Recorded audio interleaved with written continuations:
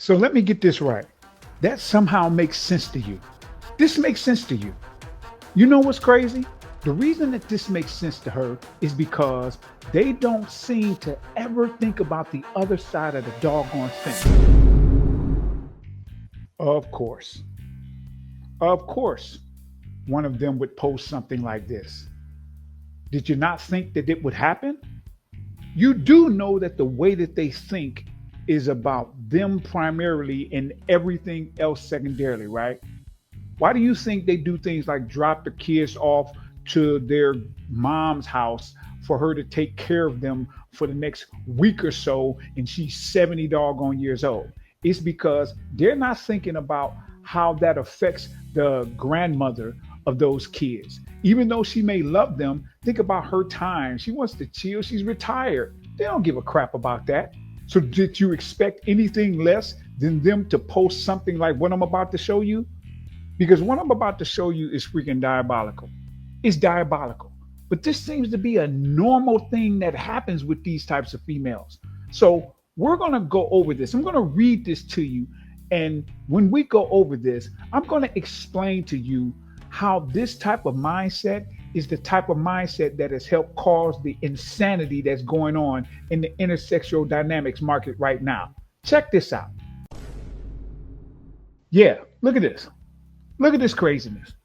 The title on this says, Woman says men should continue their fatherly duties even if they find out the kids they raised aren't theirs.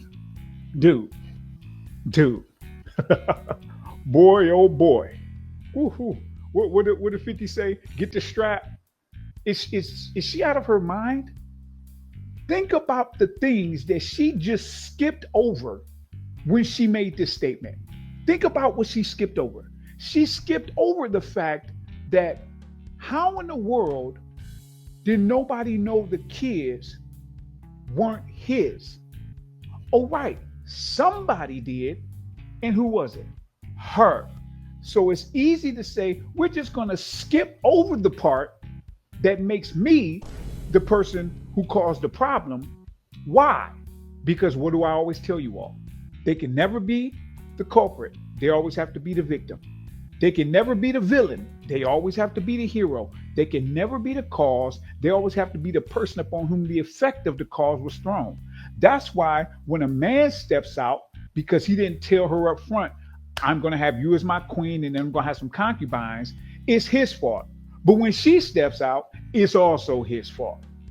She just skipped over the fact that she knew that the kids weren't his because, come on, what female do you know doesn't know these children aren't the guy she's with? She just usually gets with that guy because she thinks that guy's the guy who could give her the most stability. Now look at what she said down below. The Shurian, whatever the freak her name is, she said, if you ever find out your kids aren't yours, I think you should keep such information away from those kids and continue your fatherly duty. Think about what she just said. Think about what she just said. You all have to pay attention. What did I tell you on this channel? What we deal with is language shifting and battlefield changing. That's with what we deal on this channel primarily. Listen to the phraseology that she used and notice what she didn't say. I'm going to read it again. If you ever find out your kids aren't yours, I think you should keep such information away from those kids and continue your fatherly duty. Now watch this.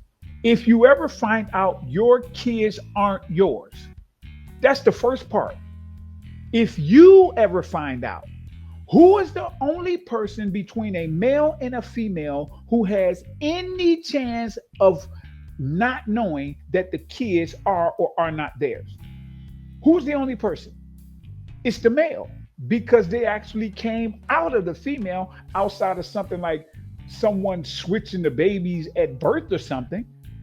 But outside of that random, extraordinarily rare thing, the male is the only one who doesn't know.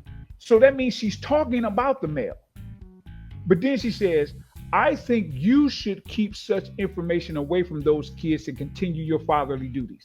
Notice that nothing in that statement pointed to her. Did you notice that? She didn't say nothing about us, we, me. She said you, you, you. The only part that had her in it was her thinking you. So I think you should do this. I think you should keep this to yourself. Then she said, these kids grew up knowing you as their father. Now imagine how traumatizing it would be for the kids when you boldly face them to tell. What? Are you kidding me? She did it again. She keeps having this conversation as though she's not in it. Think about that. She's having a conversation as though she's not even in it. The craziest part is she's the one who built the situation. She caused it. It was her. Not him, her. And she's like, yeah, you should do this because it'll be bad for you to do this because you. That's crazy. I'm going to read that again. These kids grew up knowing you as their father because you lied. Now imagine how traumatizing it would be for the kids when you boldly face them to tell. That's funny how you think about the traumatizing nature when it's him having to tell them this, but you didn't think about that before you set the situation up that would potentially have him find out and then need to tell them. Isn't that funny? Why? Because she would be the cause and this thing he's doing would be the effect. She would be the villain and him telling the kids the truth would be the eventual hero. But what did I tell you? She can't be the villain. She can't be the culprit. She has to be either the victim or the hero. This is why she phrased this the way she phrased this. Because they can never, ever seem to take responsibility for the crap they cause. And that's a fact. Grab yourself some merch on the way out in order to support the channel. And, of course, don't forget to click like and subscribe. Thanks, good man fam.